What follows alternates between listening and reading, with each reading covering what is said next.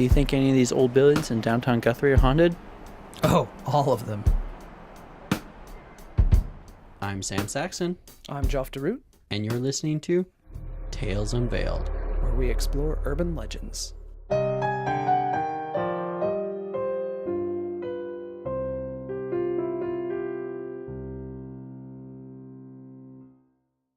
This episode of Tales Unveiled is sponsored by Okie Comics. For another unique exploration of Oklahoma stories in comic book form, check out okiecomics.com. That's O-K-I-E comics.com.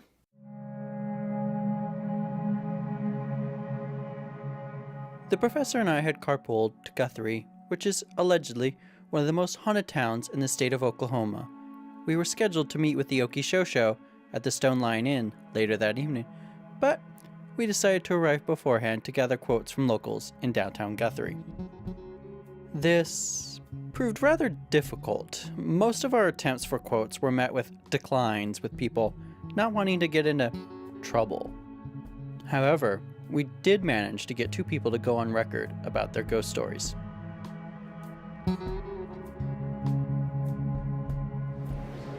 For the record, can you tell us your name and a little bit about yourself? Yes, I'm Tammy. I've lived here in Guthrie my whole life, and I work at a coffee shop. What's your local ghost story here in Guthrie? Well, when I was younger, I lived in a house here in Guthrie with my whole family, and we had a few different scary occurrences happen. My older brother was in his crib, and he had been crying because he wanted cookies, but my parents wouldn't give it to him because they wanted him to go to bed. Well, they heard him playing around and giggling in his room, and came in, found him running around with cookies and laughing and playing with somebody who wasn't there when he was too young himself to actually get out of the crib. And that frightened them. And we also had a room, or a closet, I guess, that smelled like waffles for some reason all the time. And it freaked my dad so much that he blocked off the whole top of the house. Where does one find a waffle-smelling ghost? I honestly have no clue. I mean, the house had apparently had somebody who committed suicide in the basement by hanging himself, and then 2 little twin girls that drowned in the pond that was beside it, that lived in that house. So. That took a very dark turn. Indeed. For the record, can you state your name and tell us a little bit about yourself? My name is Art Aguirre. I'm 63 years old. I've been in the business about 35 years. I had a shop in Amarillo for 20-something years. I left Amarillo in '89 and went to Boston, Massachusetts. From Boston, I came here in 2007.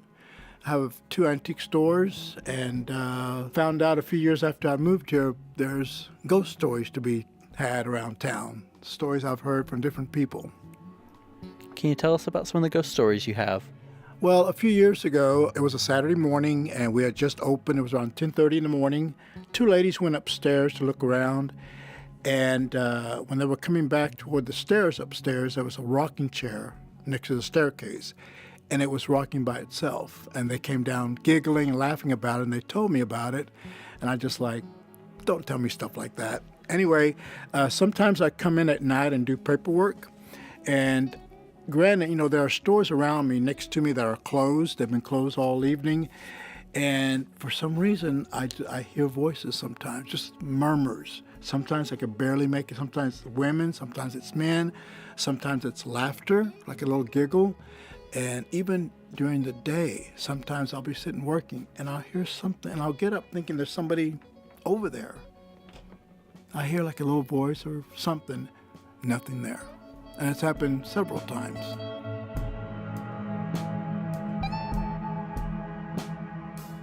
As we crossed the street to find a third person to record, the professor spotted Stacey Frazier. I have to say, we hit the jackpot on local urban legends when we interviewed Stacey.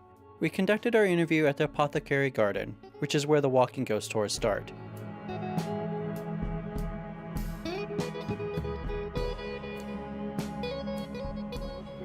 This is Professor Geoff DeRoot in Guthrie, Oklahoma.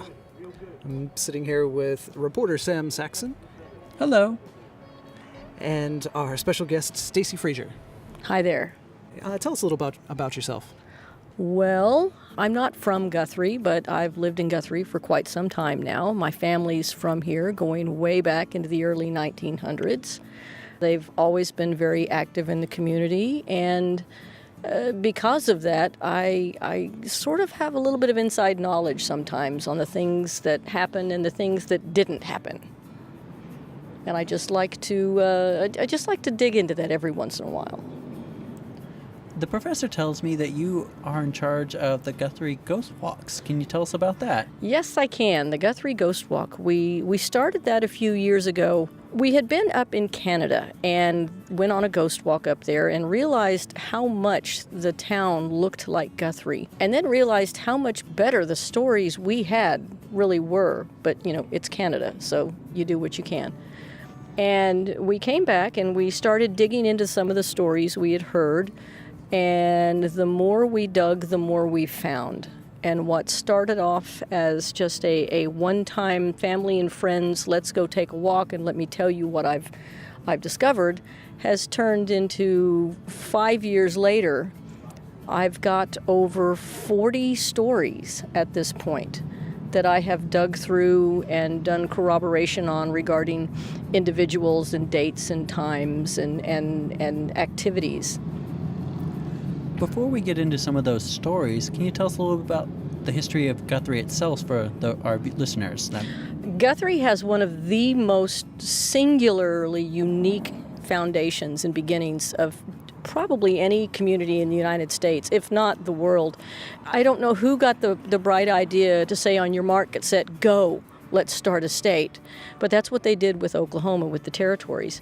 And Guthrie was settled in, it was April 22nd, 1889 was that particular land run, and between 50 and 80,000 people converged on this spot. And by sundown, we were a town of over 10,000 people. Now, we were the territorial capital. We were also the first state capital when Oklahoma achieved statehood in 1907. 1910, there was a little hiccup.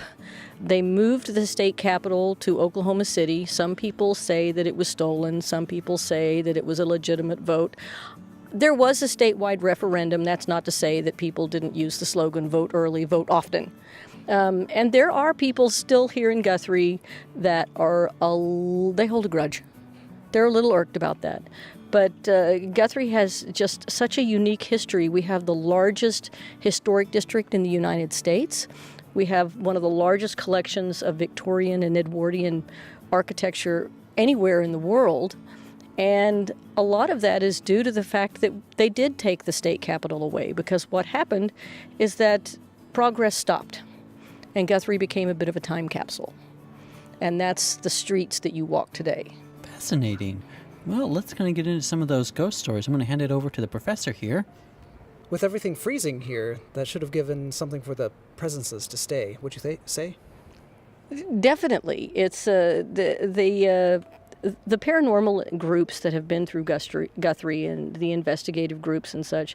They always talk about the energy in Guthrie, and they talk about the perfect nexus, the perfect consistency we have of person, place, and time. And the energy that they like to talk about, I like to discuss on my ghost walk as well.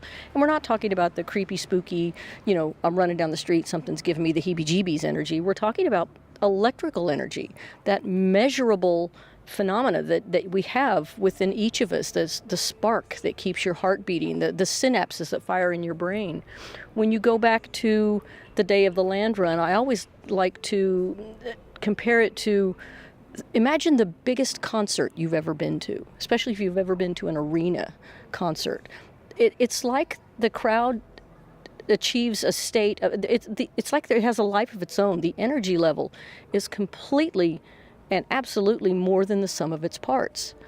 And when you relate that to the land run, I mean, these people weren't here for a music festival. They were here with everything they owned, getting ready to start an entirely new life. And that residual energy that they talk about is just found the perfect place to stay and to reside in these original 100-plus-year-old buildings.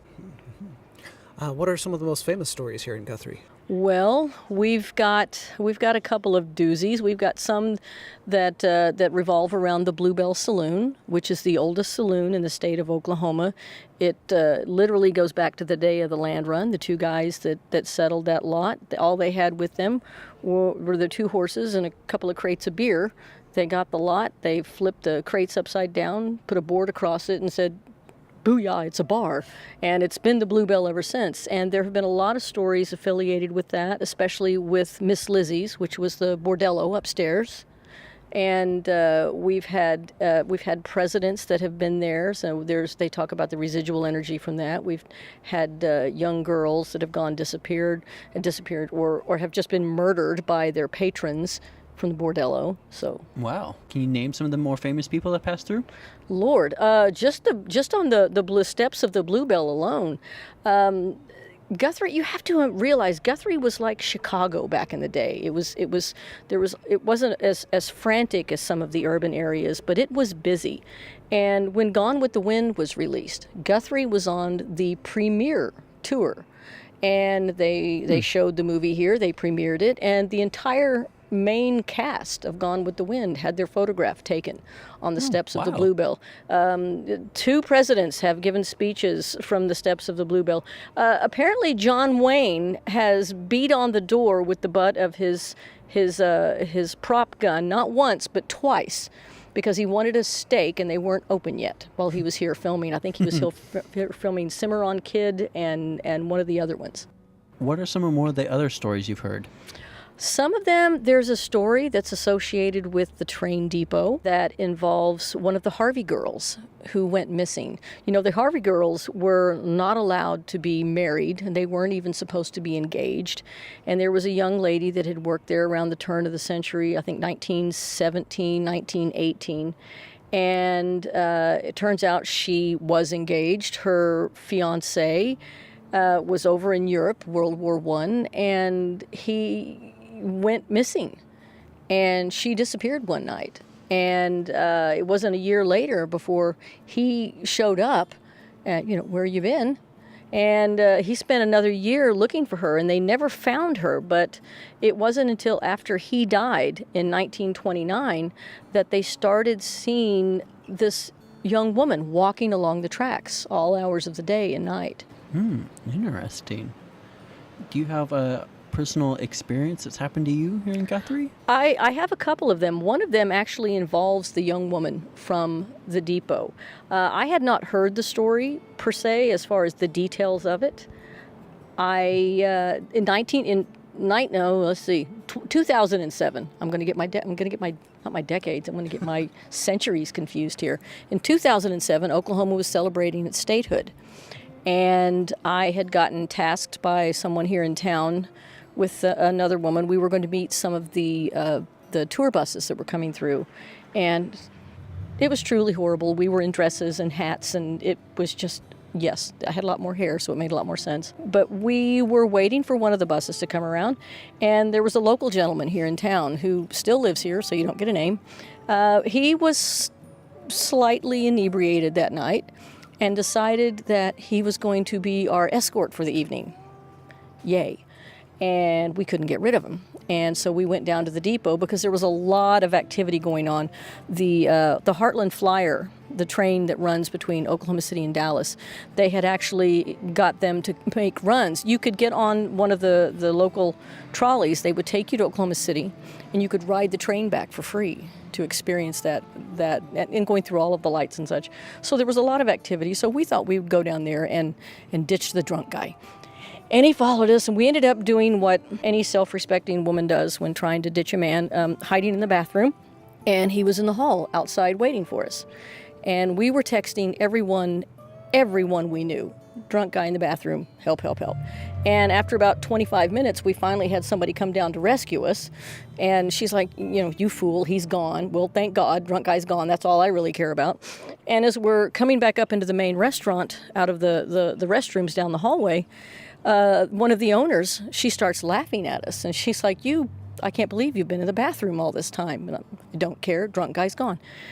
She goes, he left right after you went in. Really?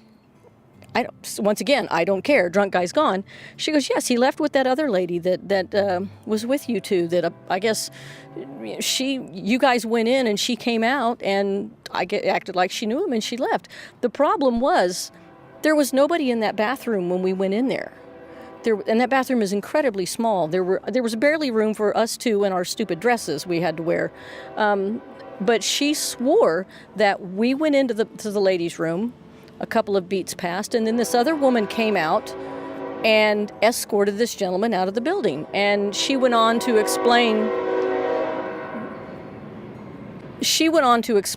that this woman was with us because she was dressed like us. She had on a pale blue dress and her hair was upswept. And at the time, I didn't know the story of Howard and Evelyn. I didn't know any of the identifiers, like the fact that Evelyn disappeared wearing a pale blue dress and had the sandy blonde upswept hair. All I knew was that the drunk guy was gone. I didn't care where this woman came from.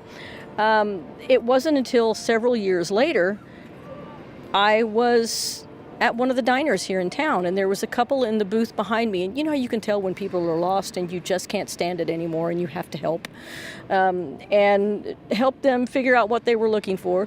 It turns out that they were looking for what at the time was known as a flop house, and it turned out to be the Railroad House Bed and Breakfast. This gentleman was the great nephew of Howard, the gentleman who was missing and had showed up looking for his fiancée. They had kept this story of Howard's travels of trying to locate Evelyn that year so alive in their family that it was part of their oral tradition at the holidays to sit around and recount these stories, because all Howard did for the last few years of his life was read and reread the letters. And the wife had stopped in, had butted into the conversation at one point. She goes, I specifically love the letter where Evelyn has written him and is talking to him about how she has bought a bolt of fabric, and it's a lovely robin egg blue, which just hit me out of nowhere because it was the exact description that the woman at the train station had used to describe the dress color that the woman coming out of the bathroom had been wearing. Interesting.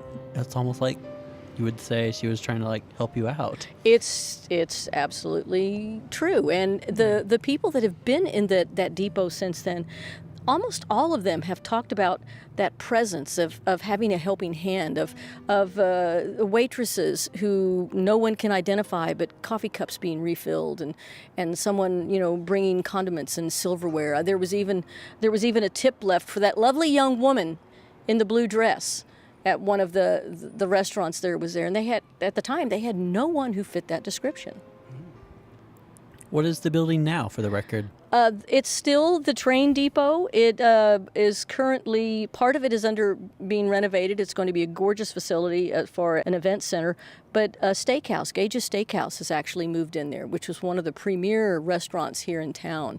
And they've moved down there, and it's amazing the revitalization that they're doing with this building. With such a positive spirit, would you say that most of the residuals here are positive energies?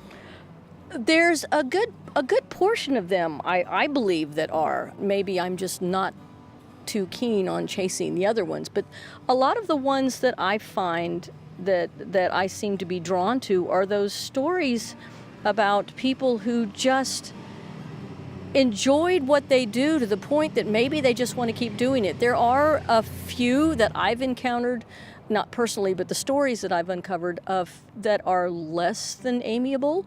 I've had some of the cable network channel ghost adventure shows that come through, and they are looking for stories, and someone will direct them to me, and I'll tell them a story of this building. They'll point out a building, and I'll tell them if I have a story about it. And last year we had one such occasion, and the gentleman said, well, don't you have anything more gory? And all I could tell him was, it's the idea of the paranormal experience is not necessarily about fear. It's about that connection between the person and the place and the time. I'm certain if we tried really hard, we could find a lot more of the less than good-natured spirits, if you will. But a lot of the ones that I find just seem to have that connection with the building. They have that connection with the time. They have that connection with the location. And who are we to discount that? Now having said that, we do have a gentleman in town. Well, the spirit of a gentleman in town, I guess. His name is Ivan Ridge, and Ivan was a bit of a mess back in the day. He ran the barber shop down in town, and socially awkward probably doesn't even come close to covering it. Ivan's idea of fun was doing things like spitting on kids, blowing smoke in the little old ladies' faces, tripping the gentleman in the street, or his own. Yeah, it gets better. Or reaching out and pinching young women on the butt, because he said they liked it. It made him feel special. So once again, the Red Hatters in town just, at one point they went screaming across the street, "Pinch me, pinch me." I'm going to start charging more for the old ladies. As we were walking around, several people said, talk about the hospital. The hospital is an interesting facility. It's over on the west side. It's a multi-story building, and I have a little bit of particular insight into it in that my niece, her husband is the project manager for the renovation that's going on there. For decades, it was the hospital of Logan County, and it was a huge facility. The building itself is just incredible. It was poured in place concrete, so it's still curing to this day. You know, if there's ever a storm, we just all need to go there, because that building's not going anywhere. One of its last stories in the news is that it was where they brought the body of Karen Silkwood after her accident. But I had the opportunity to tour the hospital briefly after they had done the asbestos abatement. And back probably 20 years ago, there was a paranormal group that had come through there. They were allowed to set up cameras. They were allowed to put props and stuff in there and see if they could provoke the spirits, as they called it, into doing this. So what happened after that is that you would have kids break into it, and they would see these toys, and they would see these props, and they would assume that it had something to do with the spirits. But it's, once again, fact is way more interesting than fiction in this case, because the kids that broke into it would create their own stories, and then that became the lore and the legend, when the reality is much like just about, find me a nurse that doesn't have a story for you. And it's amazing to me how many investigators and people in the paranormal world are in healthcare, because they've seen things they just cannot explain. But the hospital right now is being renovated, get this, into senior living center. That should be fun. I'm not sure if I'd want to stay in there. I'm just saying, the hospital, when I went in there, the prevailing emotion that struck me was sadness. In some places of the hospital, it looked like people had gone off shift and no one ever came back. There were coffee cups sitting around. There were charts that were just halfway open. But to me, some of the more interesting stories are not from when the hospital was vacant, because those are always difficult to corroborate, but the stories that have come out of it from when it was occupied. Like there was a floor there where, today if we have autistic children, they are more mainstreamed. We work with them. We try to get them involved. Back in the day, in the 50s and such, they were locked up on a ward. And in this case, one of the wards in this hospital. And the activities and the events the stories that came out of that particular ward are just truly terrifying. The remnants of screams and things moving, and whirlwinds of papers flying out, and just patients knowing things they shouldn't know, but they seem to know. Speaking of other patients in the hospital and such, it's still an odd place to be in. And I'm with you. I don't think I'd want to be, I don't know. One of the other places people were telling us about was the old mansion that's now been kind of converted into like an event center? The Dominion House, which is what it's called now. This is one of those fascinating places in Guthrie. It was a Masonic children's home. At one point it was run by the Sisters, I think the Sisters of Mercy Catholic Charities. back in the day, not only was it an orphanage, but it was also a seniors, the Masons retirement home. So you had the very old and the very young there. And this goes all the way back to the 20s. This facility, and so many of the kids that were there were not necessarily orphans so much as their parents couldn't afford to take care of them. You had a lot, times were hard after the stock market crashed in '29. You had farmers were going belly up because of the Dust Bowl. You had a lot of kids that were there for a year, 2 years, 3 years, while their parents were off in other parts of the country working. Sometimes they came back and got them, sometimes they didn't. They tried to teach the kids a trade. There was a printing company on site that they taught them. There was a gentleman that my aunt used to run with back in the day, and his name was Speedy Weems, which is the best name on the planet. But Speedy was a product of the retirement home. When it closed, it was the last orphanage. It was the last functioning orphanage in the state of Oklahoma. When it closed, it immediately fell into disrepair. And like so many other buildings, people started going into it. And once again, you had a lot of kids that would go in and draw pentagrams, and then people would get freaked out because there were pentagrams. And it gets very difficult to separate fact from fiction and story-wise. But once again, the more interesting stories are the ones that occurred when the building was still operational. The stories of people, a wing that had been closed down, and people, nurses would hear people screaming and crying out of there. There were doors that would slam on some of these nurses' faces. The gentleman that bought the building, talk about a steal, he bought that place for less than $100,000. Wow. And completely renovated it. They had a personal residence upstairs. It's been made into an event center. It's been open long enough now that it has a pretty steady staff. That's the problem with some of these places, is that you have turnover of staff, and so you don't get those stories corroborated. But the staff has been there long enough now that they are starting to once again share some of the stories that they have coming out of there. Lights flickering to answer questions when it's put to them. Hearing piano being played in a room where there's no piano and there's no radio. There was a story, I think, that was attributed back in the late 50s to a nurse that was apparently abusing children there. And so there's that whole negative vibe that goes through it on that one side. We're starting to hear a few more of those stories as well, of hearing kids crying when there's no one down in that wing, of hearing sounds behind a door when that door is actually, it's just left there to be architecturally pleasing because there's a solid wall on the other side of it, but yet it's like they hear something in a room that the room doesn't exist. I've heard many stories about the Masonic Temple. Have you? I've heard some fantastic stories about the Masonic Temple. First of all, if you've never been to the Masonic Temple, it is the best $5 tour you'll ever get. Just do not go in the summer because there's no air conditioning. I don't know how familiar you are with the history of the temple, but all of the interior design work was done by a woman. And which is interesting because it's the Masons. And Catherine was she hand drew and hand painted watercolor wallpaper for this thing. She did this entire design for all of this structure, and it's the largest Masonic temple in the world. It's just an incredible piece of architecture.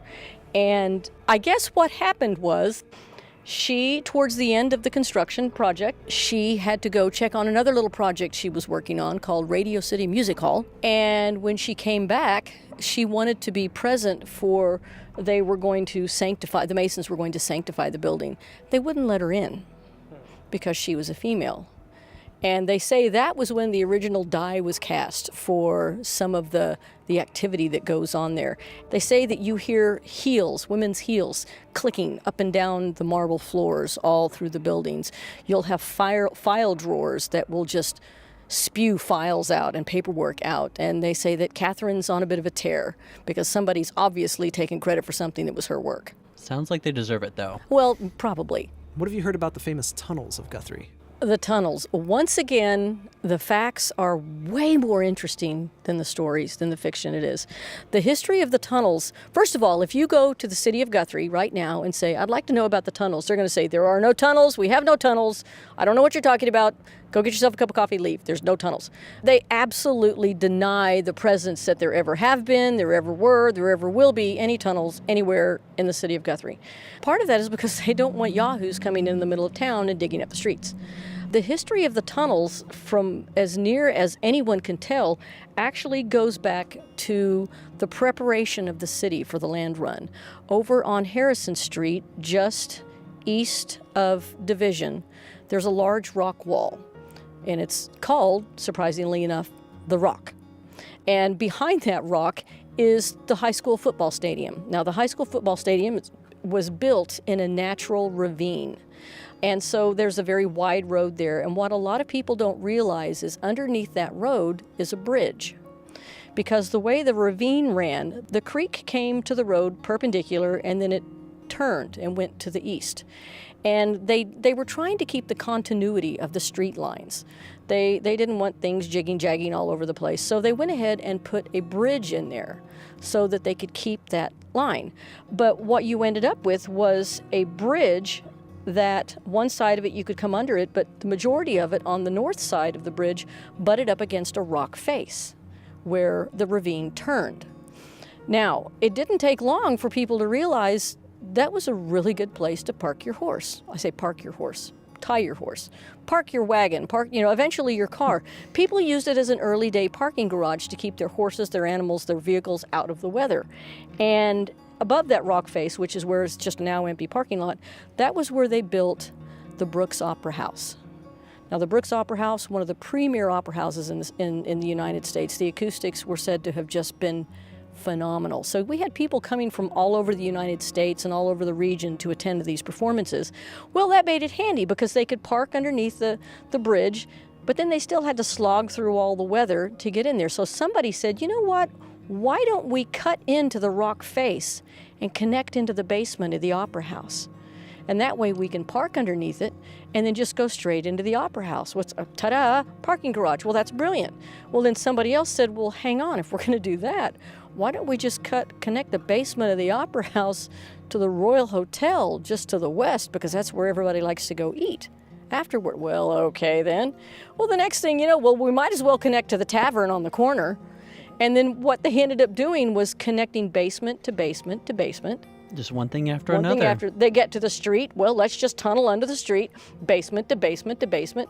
And so what you ended up with was not so much a tunnel system as a honeycomb of the entire downtown area of all of the buildings being interconnected. If you think about the concourse in Oklahoma City or some of the tunnel sections, I know Tulsa has a collection of tunnels, but Oklahoma City actually has a vibrant retail community in their underground area. We had shortcuts is what it came down to. My grandmother would talk about coming in from Crescent and parking the wagon underneath there and then later on the car.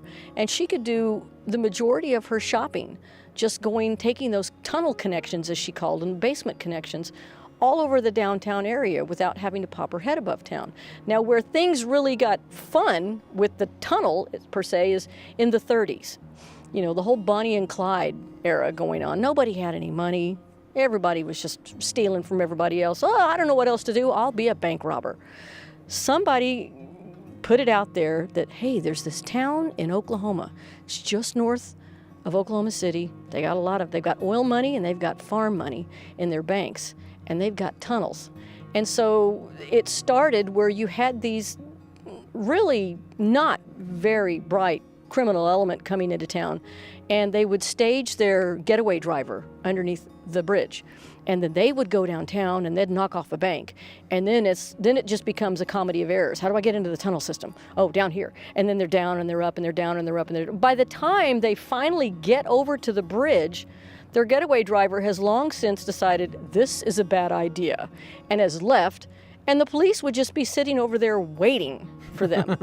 So I myself, I can remember as a very small child, probably 7 years old, my Uncle Mike taking me downtown, pulling up a manhole cover and saying, hey kid, let me show you where we had the good gin parties when I was a kid. And he grabbed me by the ankles, handed me a flashlight, flipped me upside down, and lowered me into this opening. And then he would just spin me around by my ankles going, you see over there? Do you see that? And sure enough, upside down, there's a doorway. but there's rockfall and stuff. And he goes, that's where we got in, and we could go in by the old Santa Fe spur here in town, and we could head up over towards the stadium. Or you see this over here, and this is where we'd go under to the Pollard. So I have, all of those memories are distorted in that they're upside down, and part of my brain says, no, I can't flip those for you. That's just what they are. But the last time I knew of anybody that had been any distance would have been probably about 2002, and they had accessed them from underneath that bridge area, which is now where the team rooms are, and it has since been walled up. I mean, obviously with infrastructure changes and such, most of those connections have been closed. If you go into basements of the buildings, though, go into the Bluebell, go into the Pollard building, go into the, what was the old, where the steakhouse was, you will see on the walls, you will see brick walls, but with an arch built into it, where they've obviously closed up a doorway. A doorway to where? While the professor jotted down information in his notebook, I looked at my phone to check the time, and that's when I realized it was time for us to go, and that I had a voicemail. Hey, Sam, this is Brian from the Okie Show. Just making sure you guys are still good to come out, record an episode over at Stone Lion Inn. Give me a call. We are getting set up right now, so whenever y'all get here, we can get started. I explained that we were running behind for our next interview, but before we left, the professor had one final question for Stacey. We appreciate you taking the time to come talk to us about Guthrie. Absolutely, anytime. Have you ever heard the name George Grayson? George Grayson. I can't say that I have. I'm Sam Saxton, and you've been listening to Tales Unveiled. Tune in next time for when we visit the Stone Lion Inn, a place that the owner describes as a house with issues.